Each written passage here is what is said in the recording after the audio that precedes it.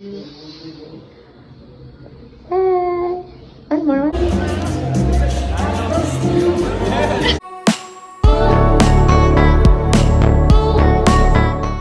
Hinahanap nga si Michael Pacquiao sa wedding ng kanyang kuya Jim Wells sa Amerika. Hindi nga madali ang naging desisyon, lalo na family matter ito at special event. Pero mas piniling manatili sa Jensen para tumulong sa mga nangangailangan at hindi maiwanan ang mga ito. Ganitong leadership nga ang kailangan natin. Ito naman nga ang kanyang dapat isusuot, handang-handa na sana ngunit kinansel ang pagpunta sa Amerika. Sir Mark from LA. I look good, El. Yes, so foggy.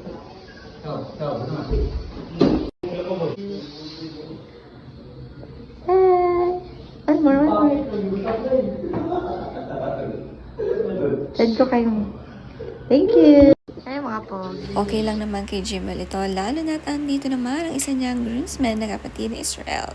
Ang kapogi-pogi nga ng hairstyle nitong si Israel. Masaya nga sa kasal ng kanyang kuya.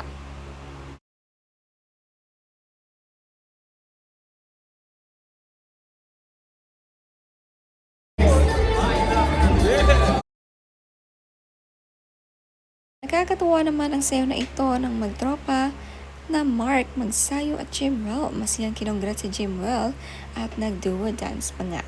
Sa caption niya ni Mark Magnifico Magsayo, "Congratulations to my little brother Emmanuel Pacquiao Jr.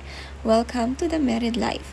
Palagi ka manalig sa Ginoo sa relasyon ninyong mag-asawa. Support kita sa lahat, Jim."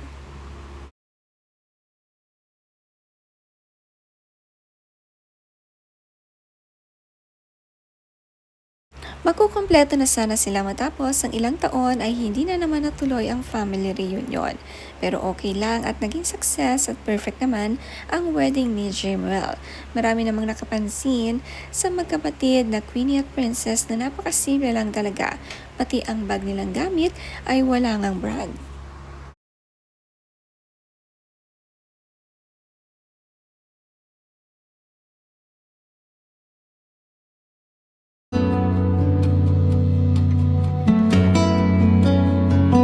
Si Mami D hindi pinalampas ang pagkakataon na maisayaw ang kanyang apo sa reception.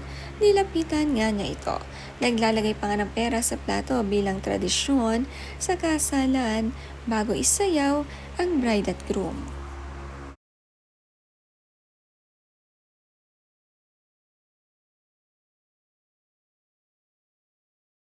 Happy si Mami D para sa kanyang apo na napakatapang, matapang nagstay sa ibang bansa, mabuhay mag-isa, magsimula ng sariling pamilya, malayo sa mga magulang. Nakakatuwa nga mga anak ni Mari at Chinky. Napaka-independent lahat sa kanila.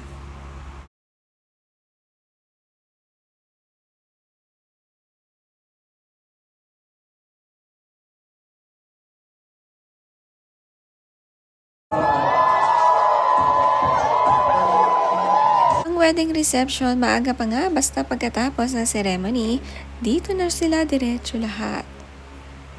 Ang entrance ng bride at groom buhat si Baby Clara. Tuwang-tuwa ang bagong kasal. Si Carolina napataas pa ng kamay. Tila naman birthday celebration ni Baby Clara ito. Excited nga sila lalo na sa first birthday ni Baby. Marami tsak ang imbisita.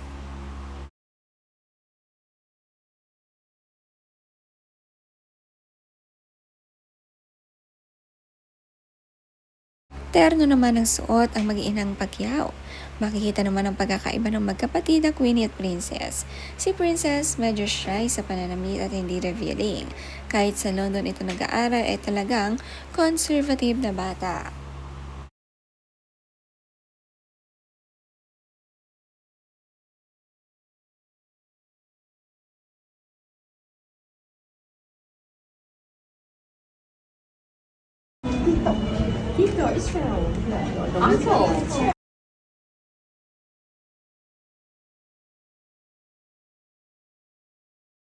Bago ang ceremony, kay Lola si Bibi Clara sa ina ni Carolina.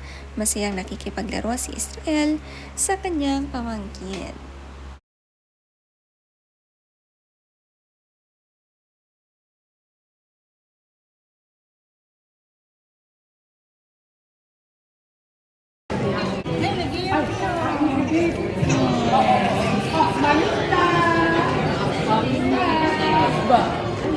Ating princess. The princess! Baby Clara ay sumama sa Lolo Manny dahil ayaw nga sa bodyguard nito. Paglingon ni Clara sa likuran ni Manny ay palaging kasamang bodyguard. Ganito tuloy ang itsura ni Clara, hindi maipinta. Gusto nga sumama sa tita princess niya.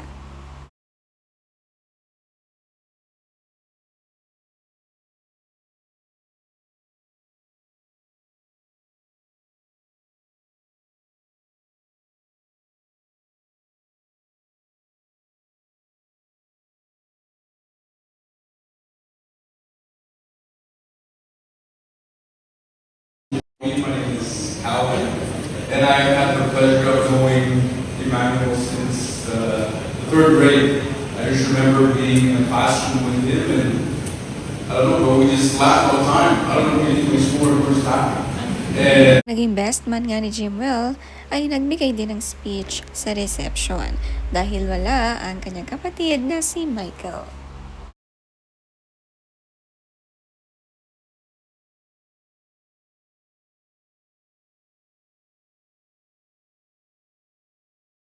Brother bride. Okay, and I'm also a man of honor, so and I'm really happy to talk to you all today. I must say, in writing my speech today, it was incredibly hard.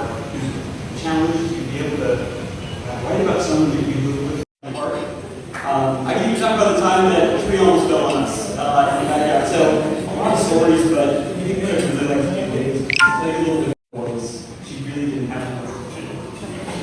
She learned early how to stand her ground, speak her mind, and take care of herself. She could hold her own in any room and she would never back down from challenge. That's why it's no surprise to see. Kapatid din ni Carolina nagbigay din ng speech, tila nga kambal ang dalawa dahil magkamukhang magkamukha.